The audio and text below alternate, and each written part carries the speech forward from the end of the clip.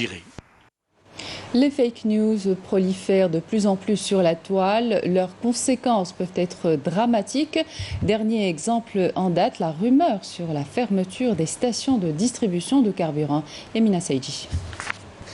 ما لا ديروا حسابكم وانا عندي سورس اوفيسيال لا فامي تاعي في لي زاغ اسمه مينيستير دو كوميرس قالت لي لا نوت سيرفيس تاع البومبات ايسونس تسيزات اليوم غدوه تتسيني تسمى ابارتي دو ميركريدي بومبات كاع يغلقوا ديجا تسمى عمروا البلان قد ما تنجموا عمروا البلان.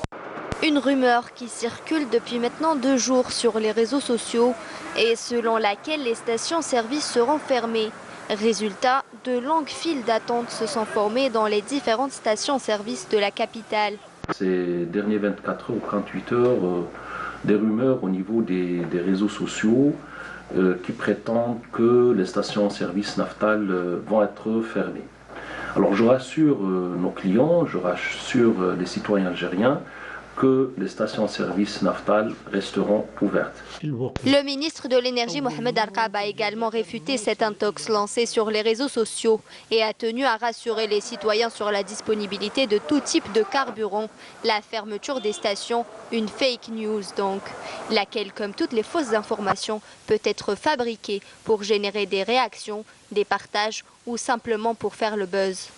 Fake news, infox, informations fallacieuses, des informations détournées, amplifiées ou dénaturées qui envahissent aujourd'hui nos écrans, nos tablettes et nos smartphones.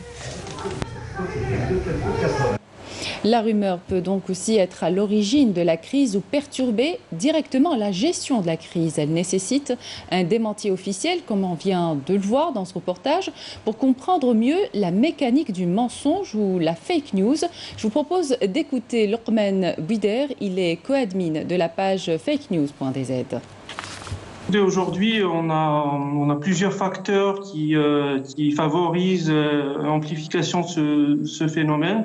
On a d'abord le facteur un peu idéologique. Donc on a des gens qui essayent de propager des fake news pour faire passer une idée, pour convaincre d'une certaine idée. On a aussi le facteur économique. Aujourd'hui, avec l'économie numérique, on a donc des possibilités de gagner de l'argent en diffusant d'informations un peu sensationnelles. Et généralement, les fake news sont des informations sensationnelles qui visent un petit peu à toucher les émotions des gens, etc. Et puis, on a aussi aujourd'hui sur les réseaux sociaux, on a des pages qui essayent de gagner un peu d'audience. Et donc, la seule façon qui leur permet de le faire, c'est un peu de propager de fausses informations, parfois de façon intentionnelle, parfois non. Donc, c'est un peu ce qui se passe aujourd'hui sur les réseaux sociaux. Cependant, ces informations erronées peuvent être dans certains cas prises pour de vraies. Comment les reconnaître et détecter les intentions? Écoutez ces explications. Parfois, on ne peut pas le détecter parce que au début, il y a certainement quelqu'un qui a un but bien précis, mais celui qui relaie l'information, il n'est pas forcément dans la fabrication de cette fausse information parce qu'il a cru.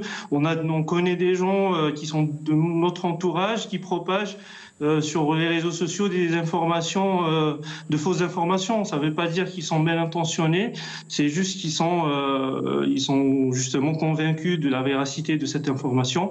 Par contre, est-ce qu'il y a effectivement des gens qui le font de façon intentionnelle? Effectivement, il y a des gens qui ont des buts idéologiques, des buts parfois économiques ou autres, qui le font et qui le font de façon,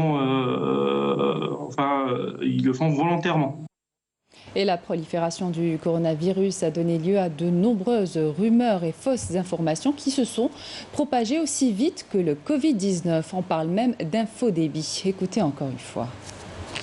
Au fait, tous ces événements qui prennent parfois une ampleur un peu particulière, ils favorisent justement ce genre de phénomène de fake news parce qu'au fait, aujourd'hui ce qui capte l'attention des gens, c'est ce qui se passe, c'est vraiment ce phénomène de virus de corona. Et donc les gens qui propagent les fake news, ils profitent de cette intention pour faire passer une information qui est fausse, mais encore une fois qui touche un petit peu aux émotions, qui est captivante, qui capte l'intention des gens. Et donc c'est tout à fait normal. Et d'ailleurs, ça touche pas uniquement le contexte algérien. On voit ça un peu partout dans le monde. Il y a des services de presse qui dédient beaucoup de temps aujourd'hui et beaucoup d'efforts pour essayer de démentir un certain nombre d'informations qui circulent et qui circulent pas dans un cadre, dans un pays particulier. On trouve la même fake news qui est un peu propagée sur plusieurs sphères dans différents pays.